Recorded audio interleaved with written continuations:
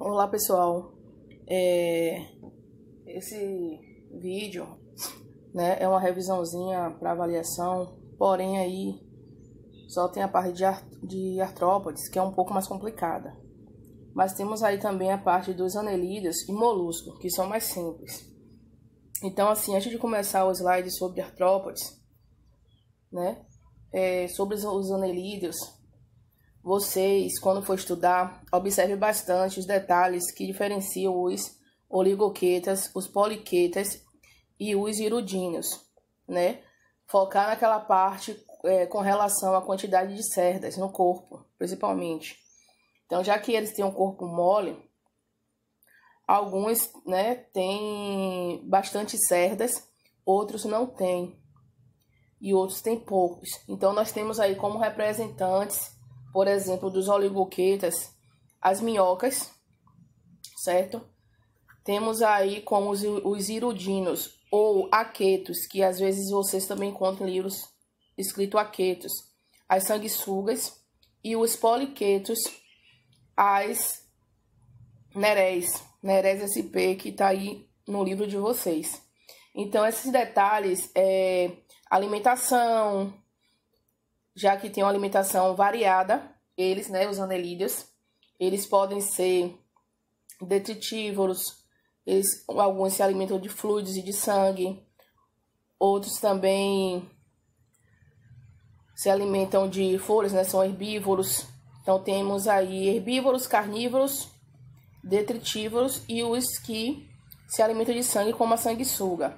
O sistema digestório deles completo, certo? Completo. Quando se fala completo, quer dizer que ele se inicia a alimentação na boca e termina no ânus. Então tem todos aqueles órgãos que participam do sistema digestório, boca, esôfago, estômago, intestino, até chegar a liberar os materiais. E a minhoca, né, as fezes dela é de suma importância também para a adubação. Então eles utilizam aquele resto, né, já que ela se alimenta de matéria orgânica. Então, o que ela elimina através das fezes vira humus, chama de humus, forma um humus que vai ajudar na fertilização do solo, certo? E tem a parte também das sanguessugas, que tem uma ajuda medicinal, porque ela tem uma substância na boca, né, na ventosa, já que ela é uma parasita, é anticoagulante. Então, ela ajuda a cicatrizar, certo? E ajuda o sangue a fluir melhor. Foquem também com relação à reprodução, que é um pouco complicado, certo? Mesmo, por exemplo, as minhocas, mesmo ela sendo hermafrodita, ela precisa, né, que ocorra uma troca de gameta. Então, ela se posiciona paralelamente para poder trocar esse material, esse gameta, e que lá na frente vão depositar os ovos, vão formar os ovos dentro de um casulo.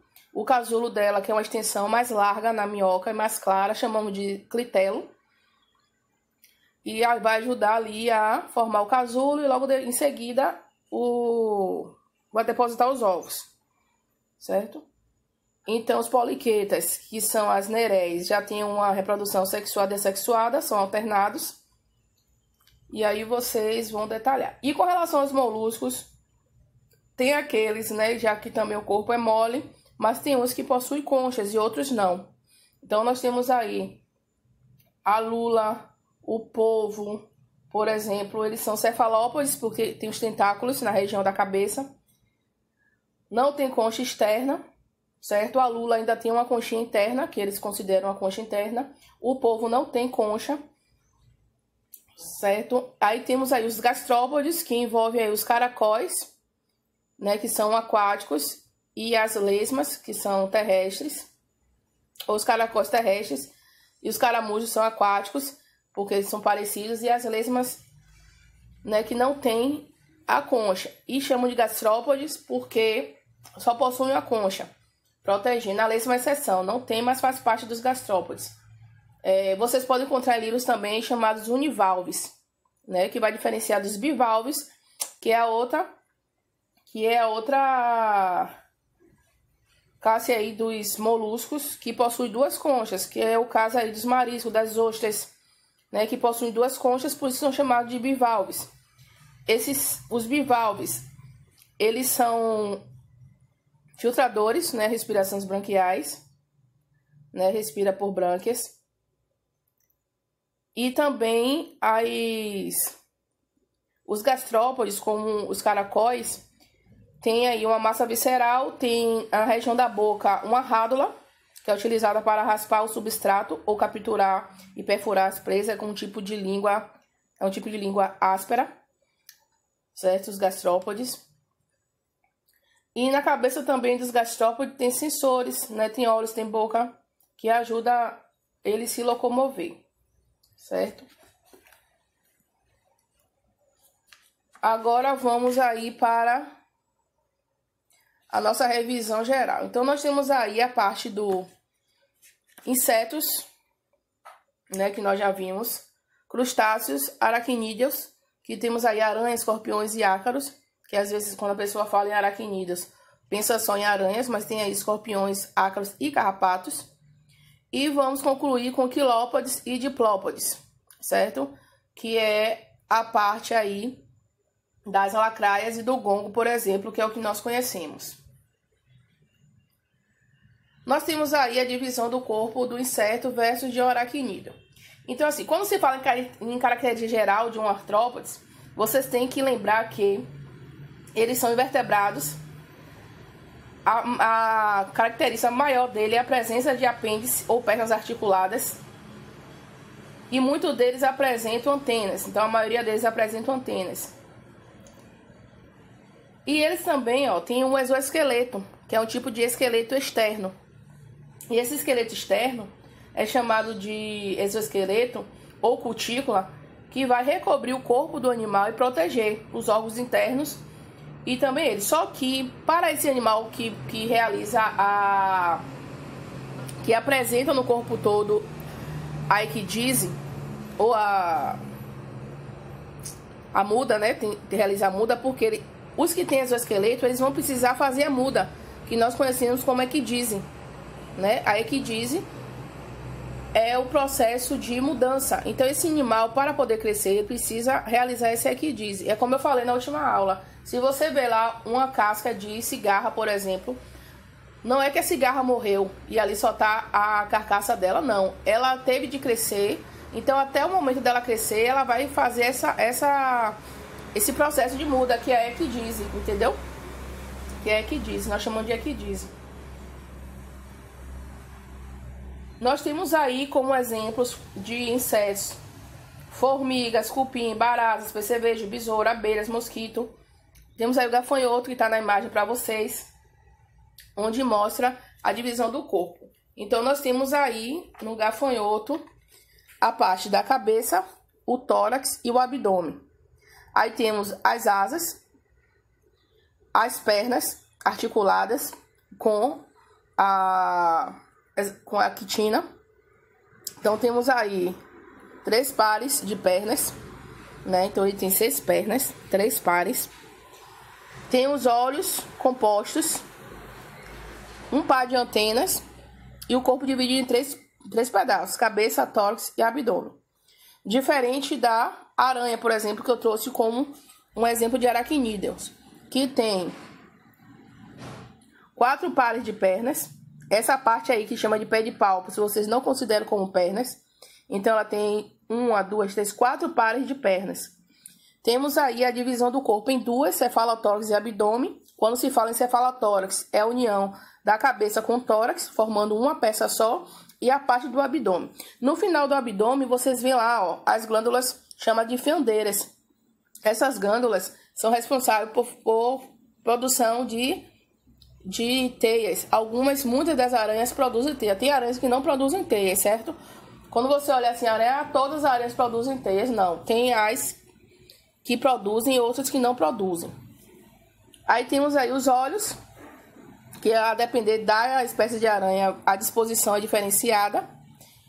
E as patas. As quelíceras nas aranhas, as que tem veneno, vai ajudar na captura, né, do alimento e vai injetar veneno ali, com as quelíceras. Diferente dos escorpiões, que utilizam as quelíceras para manipular o alimento, né, para levar o alimento até a boca. Só que os escorpiões, ele injeta o veneno no final da cauda dele, tem uma estrutura chamada aguilhão. Esse aguilhão, ele serve para perfurar, né, a presa, para poder matar, porque as quelíceras dos escorpiões só servem para rasgar o alimento. E as quelíceras das aranhas, ele serve para injetar o veneno, né, nas presas. E também auxilia o animal a cavar. Tem essas funções diferentes que vocês também têm que lembrar, certo? Então, nós temos aí a alimentação, as características dos insetos ainda, com relação à alimentação. Pode ser carnívoros, pode ser herbívoros, pode ser parasita, como as pulgas, onívoras, como as baratas. O sistema digestório é completo, né? E tem a mudança lá na boca, cada inseto tem uma estrutura diferenciada, um apêndice diferenciado, um apêndice bucal diferenciado, que eu já falei também na aula, que está relacionado com o tipo de alimentação dele, certo? Com o tipo de alimentação dele. Ele pode sugar, ele pode picar, ele pode mastigar. A alimentação, as características dos insetos ainda, com relação à alimentação. Pode ser carnívoros, pode ser herbívoros, pode ser parasita, como as pulgas, onívoras, como as baratas.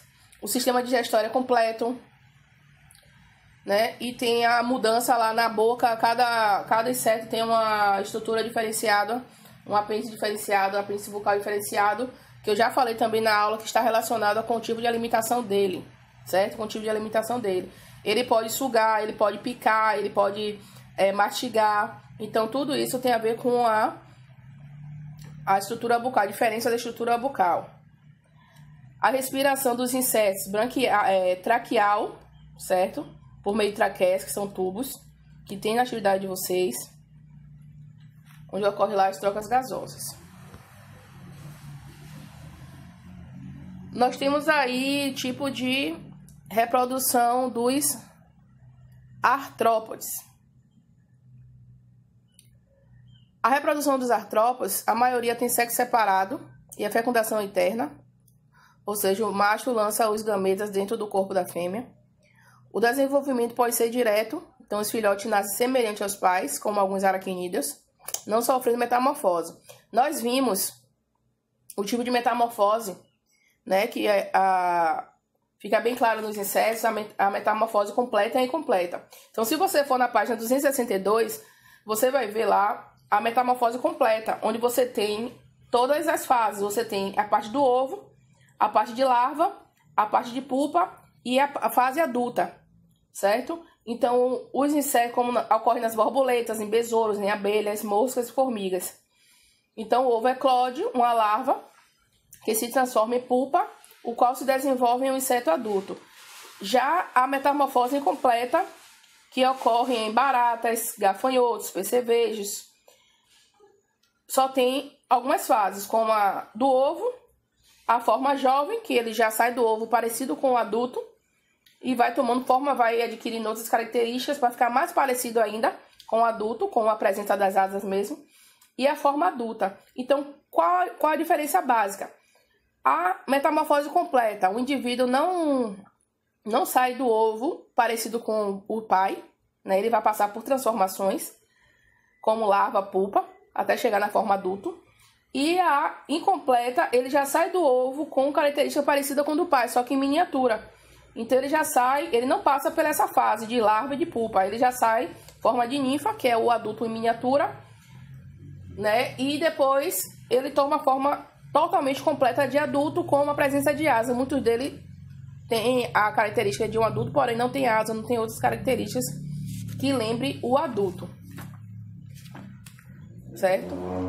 A parte do crustáceos, que eu não tenho um detalhe aí dos crustáceos com relação à antena, a diferença dos crustáceos para os insetos. Aqui o inseto tem um par de antenas, os crustáceos têm 2 pares de antenas. O corpo também é dividido em cefalotórax e abdômen, igual dos aracnídeos. O corpo todo tem um exoesqueleto, que protege os órgãos internos dos animais igualzinho. Os apêndices têm funções variadas, como nadar, manipular os alimentos, atacar e segurar as presas. Né? E aí tem alguns apêndices que também têm funções sensoriais e de incubação dos ovos. Então, se vocês observarem aí na página 264, vocês vão ver exemplos de um crustáceo, que também ele realiza quidise, troca aquela carcaça para poder crescer, principalmente os siris, que vocês podem ver os siris. A alimentação também, no geral, variada. Pode ser herbívoros, carnívoros, né, parasitas, sistema completo também. E a respiração dos crustáceos são por brânquias, certo? São por brânquias. O dos insetos são por traqueias e dos crustáceos por brânquias. Aí eu trouxe aqui, ó, resumido para vocês, sistema digestório e respiratório dos artrópodes. Muitos artrópodes são carnívoros, mas há os herbívoros que comem plantas, né? Que comer plantas não, que comem plantas. Seu sistema digestório é completo, boca em ânus, sistema respiratório vai variando. Alguns respiram por traqueias, os terrestres, outros por brânquias, os aquáticos, e alguns microcrustáceos têm respiração cutânea, que é pela pele. A circulação é aberta, o sangue não circula apenas por vasos, também banha os espaços do corpo do mesmo. Então, tem uma parte aqui, até no livro de vocês, que fala sobre essa circulação. Sobre a parte da circulação, que inclusive eu coloquei até na atividade de vocês, sobre essa parte do sistema circulatório, que vocês, quando for pegar as atividades, vocês vão olhar os detalhes, certo?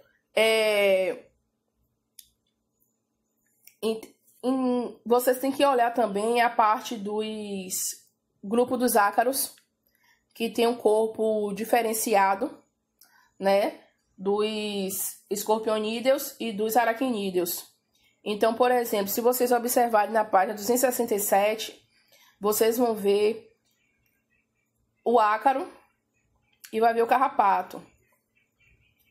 Então, diferentemente das aranhas dos escorpiões, o corpo do ácaro e carrapatos não é segmentado, apresenta cefalotórax fundido com o abdômen, ou seja, é um só, é como se fosse uma parte só.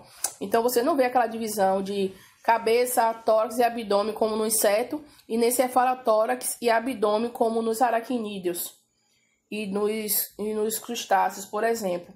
Então, você vê aqui as pernas, 4 pares, certo? Os pedipalpos vocês não contam como pernas. Então, você tem 1, 2, 3, 4 pares. No carrapato, você vê bem visível, ó. 1, 2, 3, 4 pares. E tem os pedipalpos com as quelíceras. Aqui ele vai se prender, ele vai se fixar na pele do vertebrado, vai sugar o sangue, porque ajuda na parte também reprodutora, certo? Então, assim,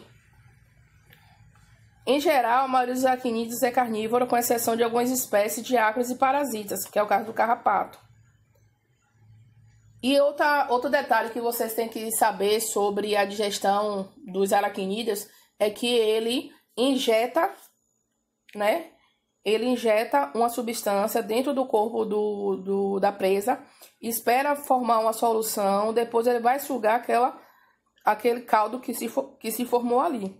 Que diz assim, ó, após capturar e dilacerar a presa com a quelícera ou pedipalpo, fluidos digestivos são liberados sobre o tecido da presa, que começa a ser digerida. A solução formada é, então, sugada para o interior do sistema digestório. Então, ele tem 2 processos. Ele captura a presa, injeta uma substância digestiva dentro da presa, vai se formar um caldo e ele vai sugar ali, certo? Vocês vão ver esse detalhe na página 267.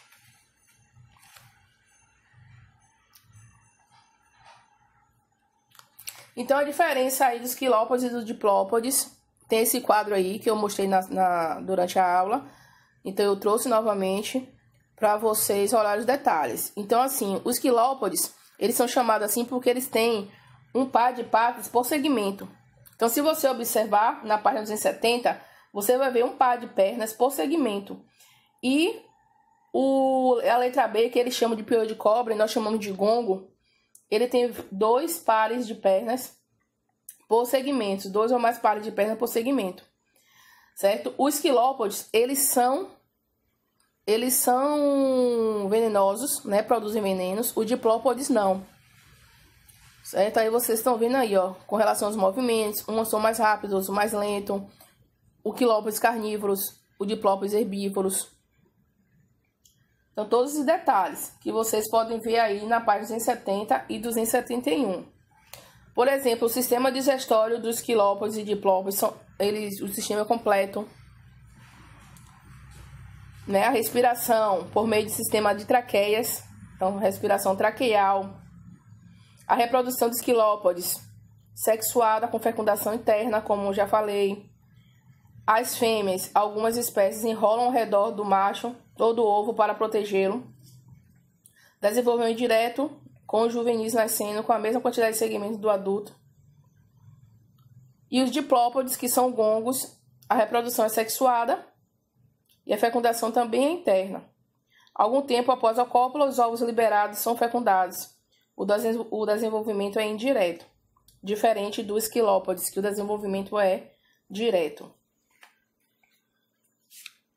Então é isso, pessoal. Esses detalhes vocês